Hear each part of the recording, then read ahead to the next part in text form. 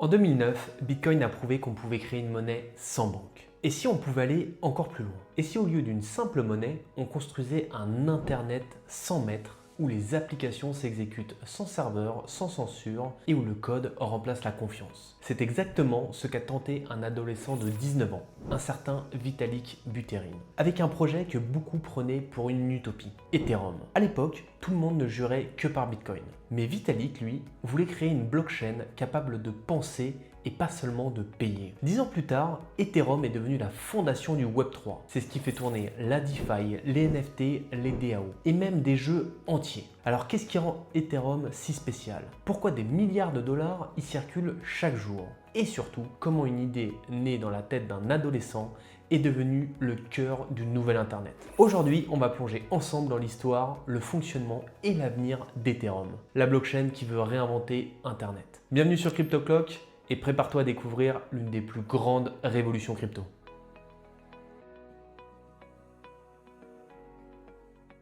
L'histoire d'Ethereum commence avec un jeune homme nommé Vitalik Buterin, qui n'avait rien d'un génie de la Silicon Valley. Il est né en Russie en 1994, il a grandi au Canada, et à l'école, il est ce genre d'enfant surdoué, un peu dans sa bulle et passionné de jeux vidéo et de programmation. En 2011, il va découvrir Bitcoin. Et là, c'est la révélation. Il se plonge dedans à fond. Il écrit des articles, analyse le code et décortique le fonctionnement. Très vite, il rejoint la communauté et devient rédacteur pour un site qui deviendra légendaire, Bitcoin Magazine. Mais plus il comprend Bitcoin, plus il en voit les limites. Bitcoin, c'est révolutionnaire, oui, mais ça ne sait faire qu'une seule chose, transférer de la valeur. Pour Vitalik, c'est comme si on avait inventé Internet, mais qu'on ne pouvait envoyer que des emails. Alors il imagine autre chose, une blockchain programmable. Pas juste une monnaie, mais une machine universelle sur laquelle n'importe qui pourrait créer son propre système. Que ce soit une banque, un jeu, un réseau social, et tout ça sans permission, sans serveur et sans intermédiaire.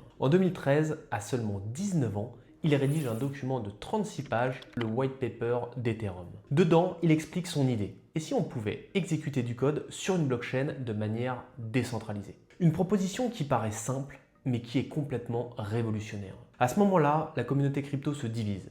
Certains le prennent pour un rêveur ou un fou, là où d'autres voient immédiatement le potentiel. Parmi eux, Gavin Wood, un développeur britannique brillant qui écrit la première version du code et invente un concept central, la machine virtuelle d'Ethereum, aussi appelée EVM.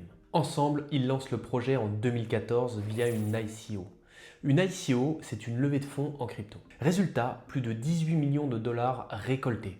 C'est un record à l'époque. Environ un an plus tard, en juillet 2015, la première version du réseau Ethereum voit le jour. Pour la première fois, le monde dispose d'une blockchain capable d'exécuter du code. Bitcoin voulait remplacer les banques, Ethereum, lui, veut remplacer Internet. Et ça change absolument tout.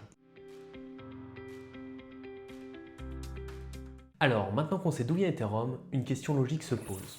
Comment ça fonctionne concrètement? Parce qu'Ethereum, ce n'est pas juste une monnaie comme le Bitcoin. C'est une plateforme entière, un peu comme un énorme ordinateur réparti sur des milliers de machines à travers le monde. Chaque fois que quelqu'un interagit avec Ethereum, que ce soit pour créer un NFT, prêter des cryptos ou lancer une application décentralisée, il envoie en réalité une instruction à cet ordinateur mondial. Et cet ordinateur, ça s'appelle l'Ethereum Virtual Machine. L'EVM, c'est le cerveau d'Ethereum. C'est lui qui exécute le code ligne par ligne de façon identique sur tous les ordinateurs du réseau. Autrement dit, ce que tu fais sur Ethereum, tout le monde le vérifie en même temps. Et c'est ce qui rend le système incorruptible. Pour dire les choses simplement, Bitcoin, c'est comme une calculatrice qui sait faire des calculs. Ethereum, lui, c'est un ordinateur qui peut exécuter des programmes. Ces programmes, on les appelle des smart contracts. Mais attention, smart contract, ça ne veut pas dire contrat intelligent au sens juridique. C'est juste du code. Un programme autonome stocké sur la blockchain et qui s'exécute tout seul dès que les conditions sont réunies. Prenons un exemple concret.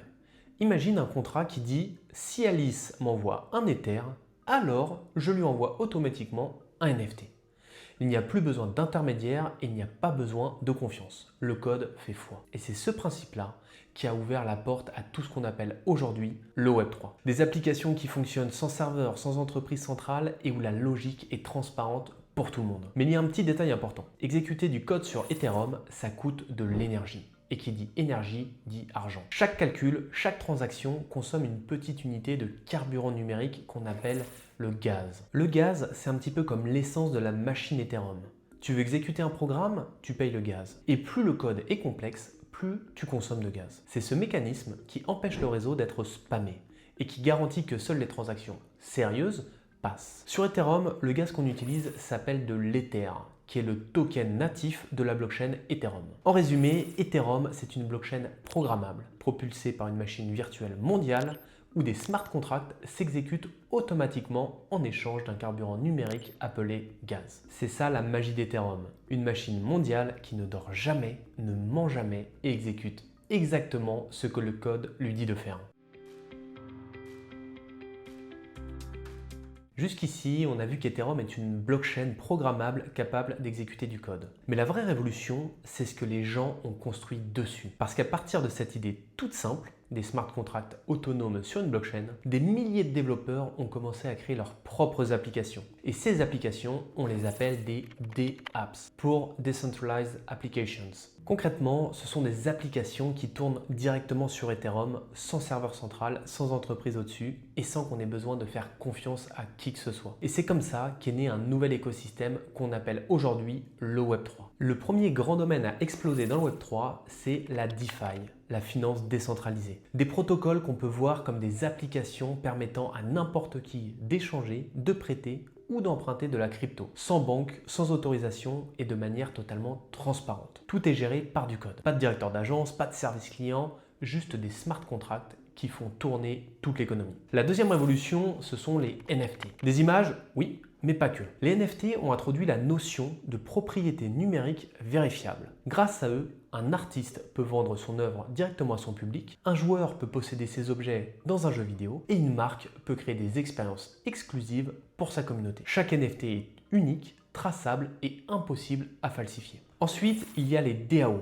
les Decentralized Autonomous Organizations. Ce sont des communautés qui s'organisent et prennent des décisions collectivement, sans hiérarchie traditionnelle. Imagine une entreprise où le pouvoir n'est pas dans les mains d'un PDG, mais partagé entre tous les membres via des votes enregistrés sur la blockchain. C'est un petit peu comme un Discord avec une vraie gouvernance sur la blockchain. Et puis, il y a les jeux et métaverses construits sur Ethereum. Ce sont des mondes virtuels où les terrains, les objets et les avatars appartiennent réellement à leurs utilisateurs. Pas aux studios de jeux, pas aux plateformes, mais aux joueurs eux-mêmes. Ethereum, c'est un peu comme un grand terrain de jeu numérique. Une fondation sur laquelle des milliers de projets inventent une nouvelle version d'Internet.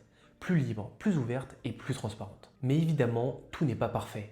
Le succès d'Ethereum a aussi révélé ses limites. Les frais de transaction, appelés gas fees, sont parfois très élevés et le réseau peut devenir lent quand trop de monde l'utilise. C'est ce qui a poussé la communauté à travailler sur des solutions de seconde couche, ce qu'on appelle les Layer 2, pour rendre Ethereum plus rapide et plus accessible à tous. En résumé, Ethereum, c'est le cœur battant du Web3, un écosystème vivant, en évolution constante, qui réinvente la manière dont on échange, on crée, on possède et on collabore sur Internet.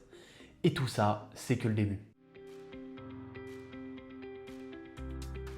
Aujourd'hui, Ethereum est bien plus qu'une blockchain. C'est devenu une véritable infrastructure mondiale, un socle sur lequel repose une bonne partie de tout l'écosystème crypto. Mais ce n'est que le début de l'histoire. Depuis sa création, Ethereum n'a jamais cessé d'évoluer. Et son fondateur, Vitalik Buterin, a toujours eu une vision à très long terme. Rendre le réseau plus rapide, plus écologique et plus accessible à tous. La première grande étape de cette évolution, c'est ce qu'on appelle The Merge. En septembre 2022, Ethereum est passé d'un système Proof of Work, comme le Bitcoin, à un système Proof of Stake. Concrètement, ça veut dire que le réseau ne dépend plus de la puissance de calcul avec des mineurs, comme sur Bitcoin, mais de la mise en jeu de tokens, les fameux ETH. Ether. Résultat, une consommation d'énergie réduite de plus de 99%. C'est un tournant majeur dans l'histoire de la blockchain, car une blockchain de cette envergure est parvenue à faire un changement aussi radical de son code sans la moindre interruption. Mais ce n'est que la première phase d'une feuille de route beaucoup plus ambitieuse, que Vitalik appelle lui-même les 6 grandes étapes d'Ethereum. The Merge, The Surge, The Verge, The Purge et The Splurge. Oui, il aime bien les rimes. Chaque étape vise à améliorer un aspect précis du réseau. Plus de rapidité, plus de stockage, moins de données inutiles et surtout une meilleure expérience pour les développeurs et les utilisateurs. L'objectif final, c'est faire d'Ethereum une infrastructure mondiale scalable, c'est-à-dire capable de supporter des milliards d'utilisateurs sans jamais compromettre la performance et la décentralisation. Mais au-delà de la technologie, Ethereum porte surtout une philosophie, celle d'un Internet plus libre, plus ouvert, où le pouvoir est distribué et la confiance remplacée par la transparence. En à peine 10 ans, Ethereum est passé d'un simple PDF écrit par un ado à la colonne vertébrale du Web3. Et quand on voit la vitesse à laquelle cet écosystème évolue, une chose est sûre, on n'a encore rien vu. Comme on vient de le voir, Ethereum c'est bien plus qu'une crypto, c'est une idée.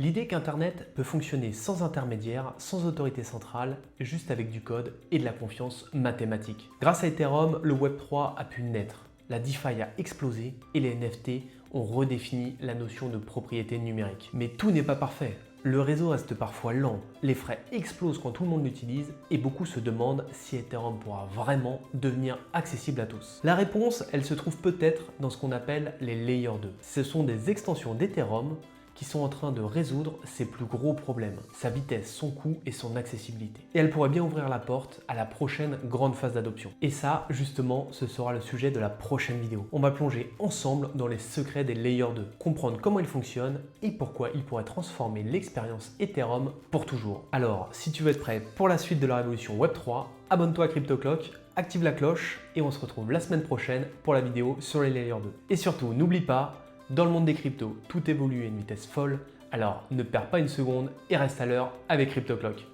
Ciao!